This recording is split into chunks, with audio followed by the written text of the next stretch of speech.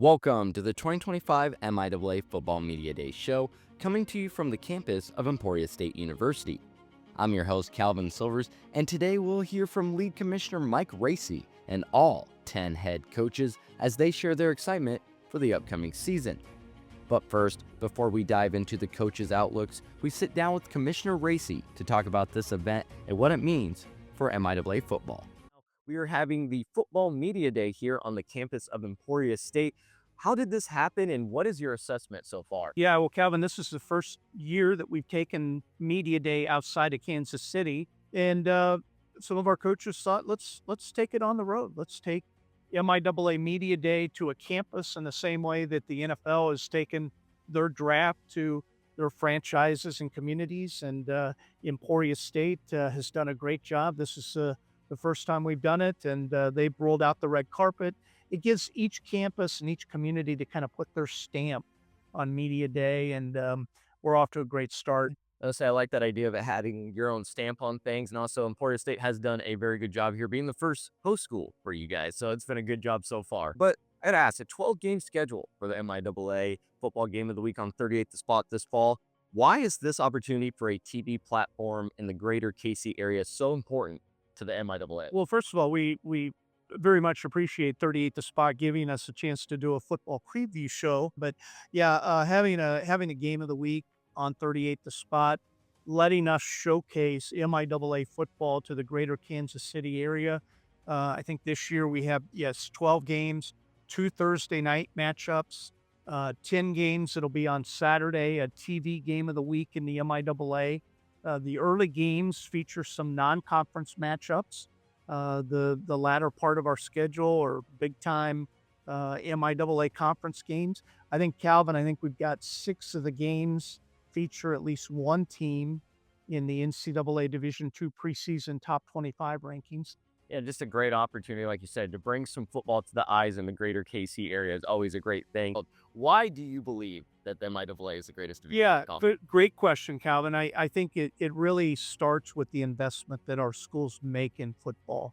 When you drive around to the facilities that are on our campuses, that's a commitment that our schools make, our communities make, in the importance of having great MIAA football. And then just the history of MIAA football. You look at the national success that we've had in the playoffs, national championships, winning the Division II version of the Heisman Trophy, the most of any conference. All of those things contribute to, I think, why we're such a strong Division II football conference. People are going to want to watch these sports. So besides, 38th the spot having some football games, where else can fans go to watch all? Yeah, but we've built our own network, Calvin. The MIAA network has been around for 5 years. Last year, we did 1,600 live sporting events from all of our campuses. Or anyone watching wants to subscribe to the MIAA network, just go to the MIAA website, look for the MIAA network information. You'll find what you need to log in, purchase a subscription, and watch every MIAA game that you want. Awesome. Well, Commissioner Racy, I appreciate you sitting down with me today and having a good talk here on the campus of Emporia State. Thank you, Calvin. Up first, Central Missouri is led by fourth-year head coach Josh Lamberson. Last season, the Mules finished 9-3 with a bowl win. They also ranked second in NCAA Division II with 526.1 yards and averaged 39.1 points per game. We sat down with Coach Lamberson to talk about the Mules' outlook for 2025. The foundation for success coming into this year. Well, I think, we've added a lot of new to our program, and that's kind of been the operative word that we've had throughout really since January. And so new coordinators, a lot of new players, a lot of new faces, and the commitment to growth with each other. And I think that's been the most exciting part that I've seen, is that consistency to show up. I had to double check these stats because I couldn't really believe it. 526.1 yards and nearly 40 points per game. Yeah. Your offense. Now, of course, large part due to Zach and his play there. But how do you keep that offense and momentum going? Yeah, well, I think one of the things is you can't use that as a benchmark for success, right? I think every year, all the players, you really have to start over and press the reset button. And so what we really challenged our guys is to be them. But the defense, what's the plan to, again, you got 9 wins, but maybe what's the plan to maybe shore up that side of the ball, maybe get 10 or 11 wins? Bringing in a new defensive coordinator in Rich Wright, who if you look back at the last 13 years in the MIAA, he's had one of the top defenses in each of those 13 years. And so the proof is in the pudding as far as Coach Wright is concerned and what he's been able to do. Well, Coach, I appreciate you taking the time to sit down with me, and good luck the rest of the way. I appreciate it. Thank you. Yep. We'll step aside here at the 2025 MIAA Football Media Day show. But coming up next, we'll take a closer look at Central Oklahoma, Emporia State, and Fort Hays State as we continue previewing the upcoming season. Welcome back to the 2025 MIAA Football Media Day show. Up next is Central Oklahoma, led by fourth-year head coach Adam Doyle. The Broncos finished 11-2 last season, boasting the top-ranked offense in the nation before falling in the Super Region 3 semifinal to Ferris State. Here's Coach Doyle. After winning the MIAA last year, making a playoff run as well, what do you see as the keys to sustaining that success? Last year we were, depending on what poll, we were picked 6th or 7th, so not a lot of people had high expectations for us, and obviously to win the league. And so we're not going to sneak up on people this year. And so, the things that come to my mind that I've really been trying to hammer to our guys is humble and hungry, stay humble. But we got to be really hungry every day. And, we're going to have a bullseye on our back this year, and that's okay. But just to embrace, that challenge that we have moving forward. Now, you did mention you are bringing some people back, starters back, explosive QB, Jet Huff, 3,588 passing yards, 34 touchdowns. He was slinging the ball last year. What are your expectations for the offense this season, including Jalen, who was a 1,300-plus yard rusher last season? Yeah, I think the thing that, we're a very balanced offense.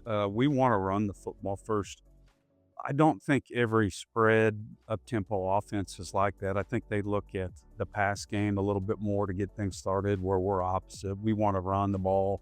We want to be extremely physical. And so, but if you look at the end of the year, if you look at our numbers, our pass-to-run ratio, it was very, very balanced. And so, to me, I want to start with that again. I want to be very balanced, but I want to be able to run the football in those situations.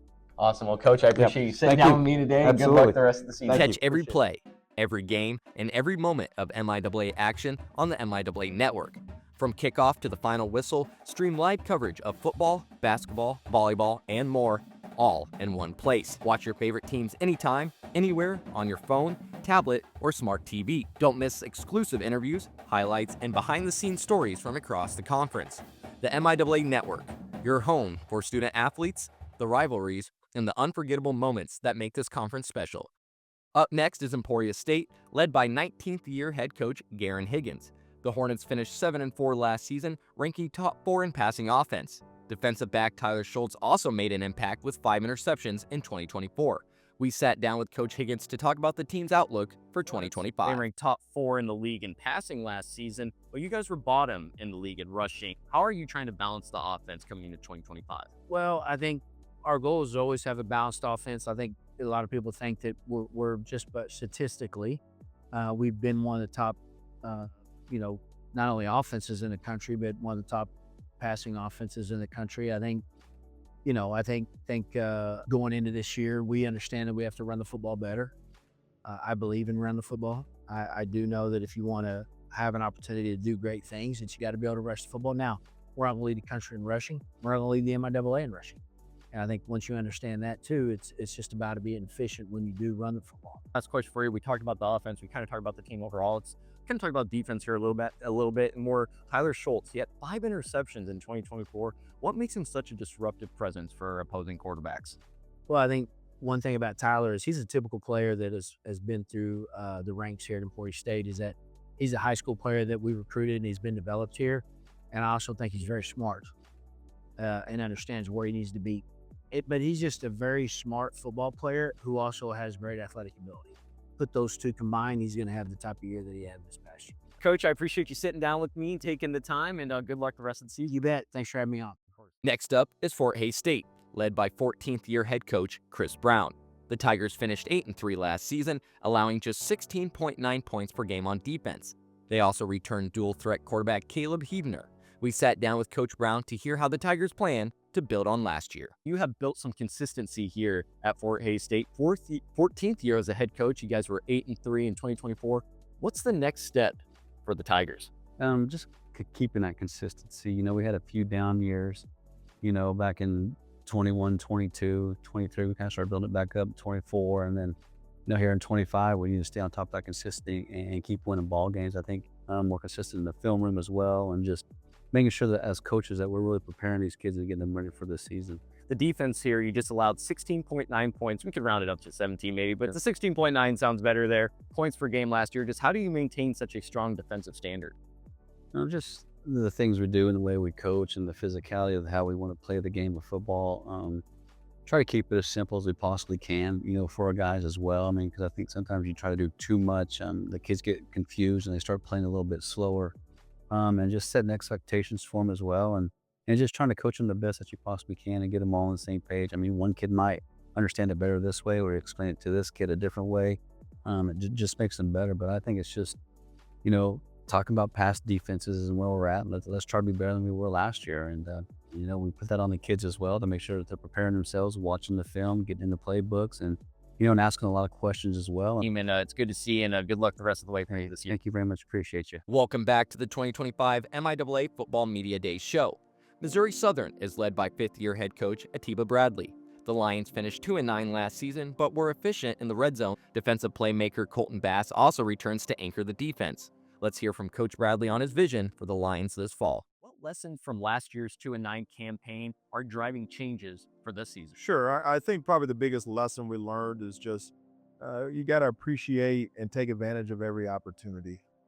And obviously everybody wants to do that on game day, but it's Sunday rehab, it's Monday weights, it's Tuesday's practice, it's that 6 a.m. walkthrough to finish the week out. Like, it's all those things that go into getting ready to play a football game. Talking about just your team overall, you guys allowed 41 points, 472 yards per game last year. What are the key areas for just fixing that defense or seeing some improvement on the defensive side of the ball? Yeah, I think we got to get back to finding what our guys do well, what allows them to play fast. I thought at points in the season, we tried to over game plan. Sometimes as a coach, when you have deficiencies, you go, okay, I can hide this deficiency by doing this or doing that. And that's not the case. You got to be able to go out there and play ball and let your kids play fast. How do you plan on competing for some wins or even improving from that 2-9? How do you get 3? How do you get 4? How do you get 5 in a stack conference like the MIAA? Really try to stay in the moment and stay in the week. I think it's real easy to get caught in traps when you're going, oh, this is a big game, or they're all big games. And what you learn quickly is that you don't want to let any one of them slip away. So I appreciate that. Thanks for taking the time, and good luck the rest of the year. Appreciate it. Hi, I'm Mike Racy. Thank you for joining in and watching today's MIAA Network broadcast. In the changing landscape of intercollegiate athletics, the MIAA remains committed to the educational mission of our athletic programs. In the MIAA, we try to balance classroom excellence, success in competition, and engagement with community. In the MIAA, we like to say we bring our A game, and we do that in everything we do: classroom, competition, community. I hope you enjoyed today's broadcast, and thank you for your support of MIAA athletics. Missouri Western is led by third-year head coach Tyler Fenwick. The Griffins returned 20 starters from last year's squad, including their quarterback, running back, and top tackler. They finished 4-7 a season ago, but with so much experience back, expectations are higher in St. Joseph. Here's Coach Fenwick on what's ahead for the Griffins. Approaching your third season after last year's 4-7 record, what changes or improvements have you been implementing? It felt like we did play a lot of inexperienced guys, a lot of young guys, new starters, an offensive line that, was four of those guys were all, new guys that were starting. So you kind of fast forward to where you go into spring practice and, they start to click a little bit faster. It's all review for these guys. So they, I feel like we've got a lot of experience now. And then we've added a few transfers here and there. But, when you got 4 of the 5 starting offensive linemen back, you got a defensive line that's got 4 seniors on it. Linebackers that have all played. Corners, we got 3 corners that are seniors. So you sit there and you look at the depth chart and the roster and you go, okay, at least we've got some guys that, that have been there and then they've done it. And now we just need to capitalize it and not, talk about it. Are you seeing some leaders step up, or kind of lead the team more? How's that going? No, I mean, from a leadership standpoint, we've spent a lot of time in the offseason coaching leadership and developing leadership and what it means to lead and actually putting them in positions to lead. So Yeah, I think there were some of those growing pains that we went through that, as much as we didn't like it, it's kind of maybe, hopefully paved the way for going into this year. Nebraska Kearney is led by third-year head coach Ryan Held. The Lopers finished 5-6 last season and welcomed back 16 starters. It's a challenging early stretch for UNK, with 4 of their first 6 games coming on the road. Here's Coach Held on how his team plans to handle that opening gauntlet. With a good amount of starters back, I believe 16, just how do you leverage that experience to climb or just to even compete with some of the top teams in this league? Well, with experience comes knowledge, which, they understand what this conference is all about.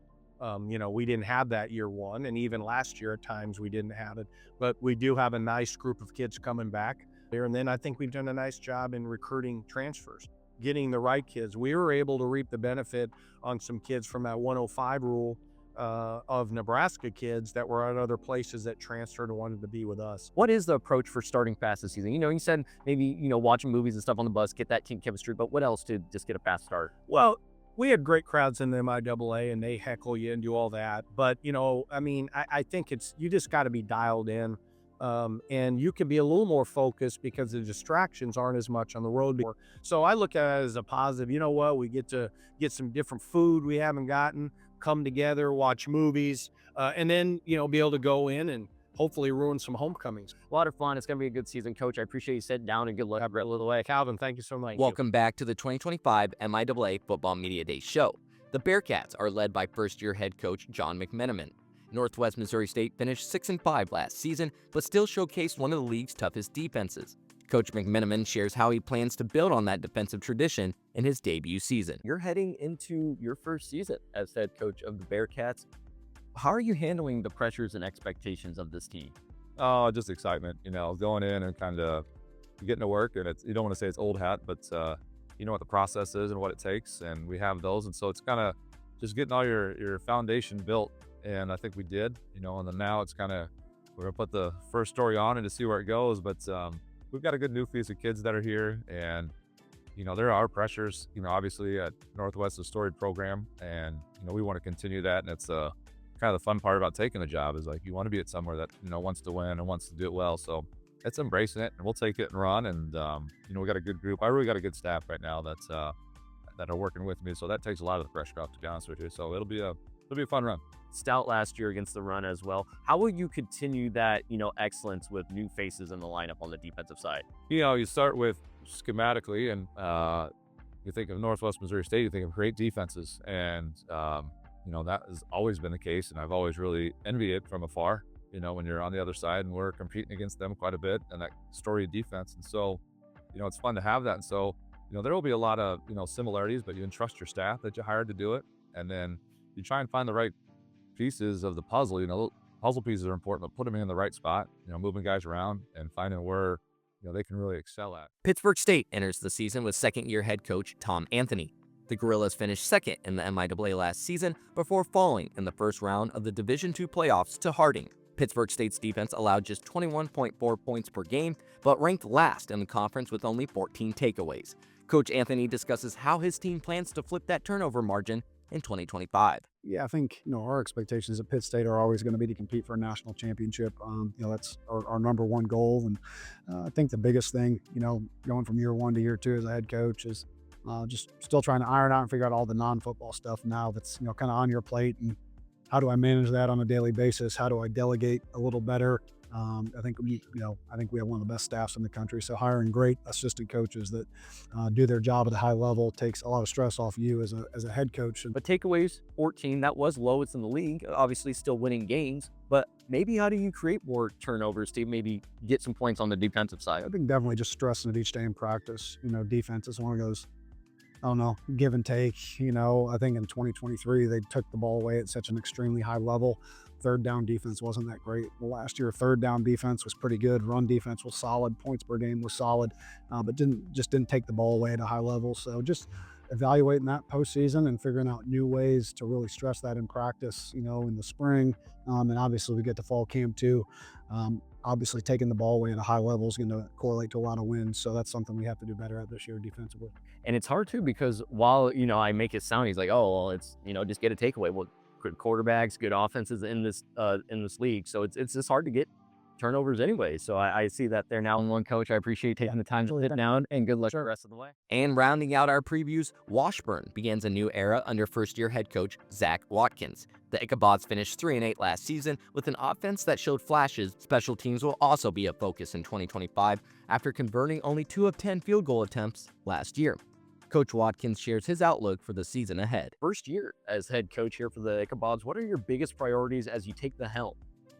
Yeah, so being an assistant for the last several years and now getting the head coaching job, it's a lot of changing what you thought needed to be changed, but also knowing what Washburn is and Topeka, Kansas, and all the things that go into a university. And so the biggest things are the accountability and discipline, and we had our best summer we've ever had because of that. The 2024 offense did show some flashes, but only averaged 25.7 points per game. How will you look to ignite more scoring this fall? Yeah, really 2 ways. We've adjusted the coaching staff, but also it's taking care of the ball. That's number one. If you have the ball, good things can happen.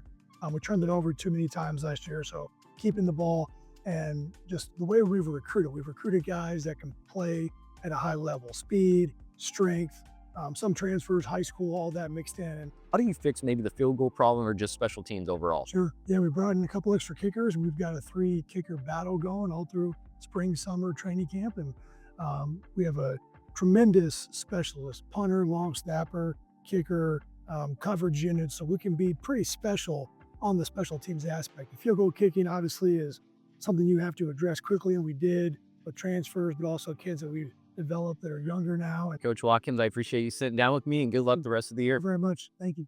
Before we wrap up, we want to give a special thank you to 38th The Spot for making this MIAA preview show possible, Commissioner Mike Racy for his time and insight, and all the MIAA coaches who shared their thoughts as we look ahead to the season. It's the passion of the coaches, players, and fans that make this conference so special. From rising stars to proven veterans, the MIAA is set to deliver another year of exciting competition and unforgettable moments on the field. I'm Calvin Silvers, and thanks for spending time with us and getting set for kickoff. Enjoy the games on 38th The Spot and the MIAA Network. And thanks for being part of the MIAA football tradition.